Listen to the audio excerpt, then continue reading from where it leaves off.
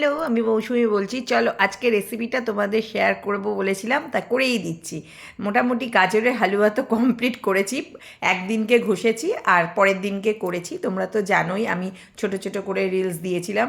তো যাই হোক, গাজরটা তো দেখো এইভাবেই আমি ঘষে নিই একটা চপারের মধ্যে, মানে ঘষার ওইটার মধ্যে ঘষে নিলাম। দেখো 1 কেজি আমি পুরো গাজর এনেছিলাম কিনে। দেখো মানে ঘষার পর কতটা হয়েছে, দেখো অনেকটা হয়েছে।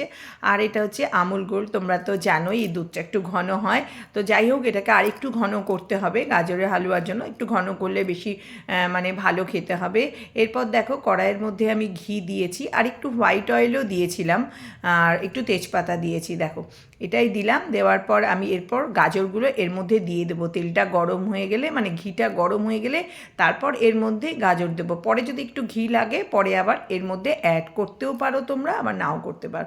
যাই হোক, আমি বেশি করেই দিয়ে দিয়েছিলাম ঘি আর অল্প করে হোয়াইট অয়েল দিয়েছিলাম। আর একদিকে দেখো দুধটা আমি জাল দিচ্ছিলাম, মানে এই দুধটাকে একটু ঘন করতে হবে, মানে ঘনই আছে এই দুধটা, তবু একটু ঘন করে নিলে ভালো হবে। অনেকক্ষণ দেখো গাজরটাকে আমি যখন ঘিয়ের মধ্যে কষাচ্ছিলাম, বেশ যখন দেখো গাজরটা এই রকম পরিস্থিতিতে এসে গেছে, সেই সময় আমি যে দুধটা জাল দিচ্ছিলাম ওই দুধটা এই গাজরের মধ্যে ঢেলে দেবো। দেখো এরপর এই দুধটা গাজরের মধ্যে ঢেলে দিলে এই সময়টাই ঠিক হবে। তো যাই হোক, আমি আমি এইভাবেই গাজরের হালুয়া করি, তোমরা কিভাবে করো অবশ্যই বলো। আমি প্রতি বছরই করি, কিন্তু সত্যি খেতেও কিন্তু খুব ভালো হয়।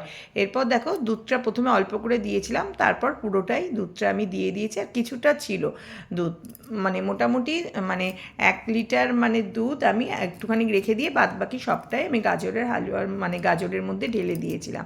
এরপর যখন দুধটা মানে এরপর যখন মানে শুকিয়ে আসবে গাজরটা, তখন আমি চিনি অ্যাড করব। আগে চিনি অ্যাড করলে তাহলে দুধটা টানবে না, ওই কারণে যখন দেখো অনেকটা হয়ে এসেছে তখন আমি চিনিটা এর মধ্যে অ্যাড করেছি। এরপর দেখো চিনিটা অ্যাড করার পর এর মধ্যে যা যা দেওয়ার দরকার আমি সেইগুলো অ্যাড করব। দেখো আমি এর মধ্যে একটু কাজু দেব, একটু কিশমিশ দেব, কারণ কাজু কিশমিশ না দিলে ভালো লাগবে না। আমি কাজু কিশমিশ আমি কখনো ফ্রাই করে নিই না, আমি এরকম অবস্থাতেই দিয়ে দিই। আর এর মধ্যে একটু এলাচ গুঁড়ো করে দেবো। দেখো মোটামুটি অনেকটা টেনে এসছে। এরপরে আমি দেখো কাজুগুলোকে দিয়ে দিলাম এর মধ্যে, এরপর কিশমিশগুলোকেও দিয়ে দিলাম এর মধ্যে। দেখো মোটামুটি হয়ে এসেছে। এরপর যে আমি এলাচ গুঁড়ো করে রেখেছি সে এলাচের খোসাগুলো ফেলে দিয়ে শুধু দানাটা ওর মধ্যে দিয়ে দিলাম। সত্যি মানে এত সুন্দর খেতে হয়। আর এর মধ্যে একটুখানি আমি ভিডিও করতে ভুলে গেছি, এর মধ্যে আমি একটু খোয়া ক্ষীর দিয়েছিলাম, মানে ছড়িয়ে আগেই।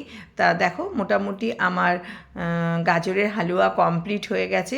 খেতেও কিন্তু সবাই বলেছে খুব ভালো হয়েছে। আর তোমরাও এইভাবে গাজরের হালুয়া বানাতে পারো, আমি যেভাবে বানিয়েছি। কিন্তু দেখো দেখতে কত সুন্দর হয়েছে, খেতেও ঠিক এতটাই সুন্দর হয়েছে খেতে। তো যাই হোক, তোমাদের তো আর টেস্ট করাতে পারলাম না। তোমরা এই রেসিপিটা দেখে অবশ্যই বাড়িতে বানিয়ে নিও। আর কেমন লাগলো আমার রেসিপিটা অবশ্যই তোমরা কিন্তু কমেন্ট করে জানাবে। আবার পুরো নেক্সট ভিডিওতে তোমাদের সাথে আবার গল্প হবে।